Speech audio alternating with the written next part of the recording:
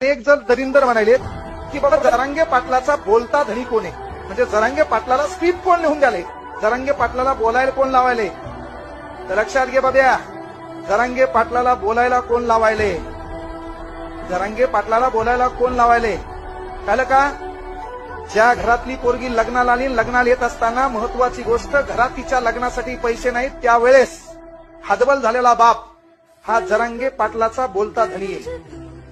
कळलं का. मार्क जास्त पडले पण तो नोकरी लागला नाही आणि त्या पोराचे अनेक प्रश्न निर्माण झाले.